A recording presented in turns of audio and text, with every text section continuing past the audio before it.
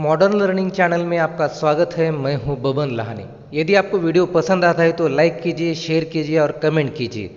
और यदि आपने अभी तक अपना चैनल सब्सक्राइब नहीं किया है तो प्लीज़ आज ही चैनल को सब्सक्राइब कीजिए और अपने ज्ञान को अद्यतन कीजिए। दोस्तों, हमारा आज का पाठ है सीबीएसई की 9वीं कक्षा की कविता खुशबू रचते हैं हाथ। इसके कवि है अरुण कमल जी। दोस्तों, इस कविता की व्याख्या मैंने दूसरे वीडियो में की है। इस वीडियो में सिर्फ हम कवि परिचय एवं कविता का सार देखेंगे। सबसे पहले देखते हैं हम कवि परिचय, अरुण कमल जी का संक्षिप्त परिचय। अरुण कमल का जन्म बिहार के रोहतास जिले के नासरीगंज में 15 फरवरी 1954 को हुआ। ये इन दिनों पटना विश्वविद्यालय में प्राध्यापक हैं। इन्हें अपनी कविताओं के लिए साहित्य अकादमी पुरस्कार सहित कई अन्य पुरस्कारों से भी सम्मानित किया गया। इन्होंने कविता लेखन के अलावा कई पुस्तकों और रचनाओं का अनुवाद भी किया है। अरुण कमल की प्रमुख कृतियां हैं अपनी केवल धार, सबूत, नए इलाके में, पुतली में संसार। ये चारों उनके कविता संग्रह हैं तथा कविता और समय यह उनकी आलोचनात्मक कृति है। इनके अलावा अरुण कमल ने मायकोवेस्की की आत्मकथा और जंगल बुक का हिंदी में और हिंदी के युवा कवियों की कविताओं का अंग्रेजी में अनुवाद किया, जो वॉयसेज नाम से प्रकाशित हुआ। अरुण कमल की कविताओं में नए बिंब, बोलचाल की भाषा, खड़ी बोली के अनेक लय छंदों का समावेश है। इनकी कविताएं जितनी आप बीती हैं उतनी ही जग बीती भी।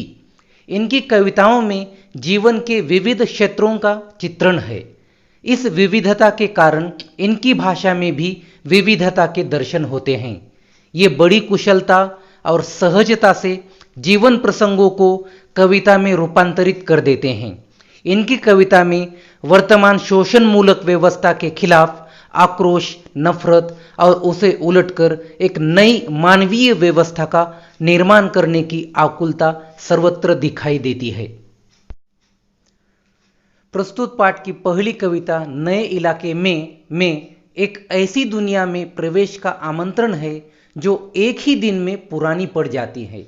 यह इस बात का बोध कराती है कि जीवन में कुछ भी स्थायी नहीं होता। स्थायी अर्थात परमानेंट, शाश्वत। इस पल पल बनती बिगड़ती दुनिया में स्मृतियों के भरोसे नहीं जिया जा सकता। इस पाठ की दूसरी कविता खुशबू रचते हैं हाथ सामाजिक विषमताओं को बेनकाब करती है। यह किसकी और कैसी कारस्तानी है कि जो वर्ग समाज में सौंदर्य की सृष्टि कर रहा है और उसे खुशहाल बना रहा है, वही वर्ग अभाव में, गंदगी में जीवन बसर कर रहा है। लोगों के जीवन में सुगंध बिखेरने वाले हाथ भयावह स्थितियों में अपना जीवन बिताने पर मजबूर हैं। क्या विडंबना है कि खुशबू रचने वाले ये हाथ दूर दराज के सबसे गंदे और बदबूदार इलाकों में जीवन बिता रहे हैं। स्वस्थ समाज के निर्माण में योगदान करने वाले ये लोग इतने उपेक्षित हैं, आखिर कब तक? अब हम कविता का सार देखते हैं। खुशबू रचते हाथ अपना जीवन यापन बड़ी ही निम्न परिस्थितियों में करते हैं। खुशबू रचने वाले हाथ बदबूदार, तंग और नालों के पास रहते हैं। इनका घर कूड़े करकट और बदबू से भरे गंदे नालों के पास होता है। यहाँ इतनी बदबू होती है कि सिर फट जाता है। ऐसी विषम परिस्थितियों में खुशबू रचने वाले हाथ रहते हैं।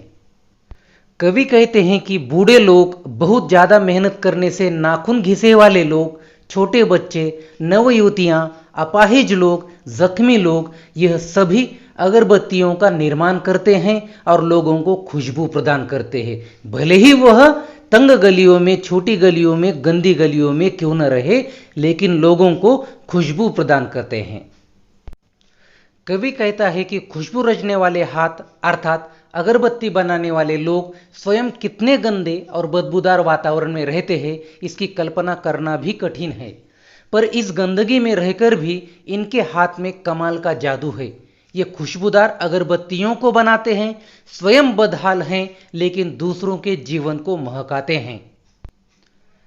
इस कविता को लिखने का मुख्य उद्देश्य समाज के उपेक्षित मजदूर वर्ग की दयनीय दशा की ओर ध्यान आकर्षित करना है। कवि का उद्देश्य यह है कि जो समाज हमारे लिए सुंदर सुंदर वस्तुओं का निर्माण करती है, वो स्वयं इस प्रकार का उपेक्षित जीवन जीने के लिए मजबूर क्यों है।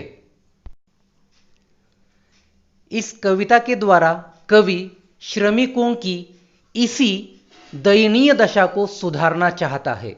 वह चाहता है कि इनके रहने की दशा को स्वास्थ्यप्रद बनाया जाए, इनके गली मोहल्ले की उचित साफ सफाई का प्रबंध किया जाए, साथ ही इन्हें इनके काम के लिए इतनी मजदूरी तो मिलनी ही चाहिए जिससे वे ठीक प्रकार रह सके। धन्यवाद।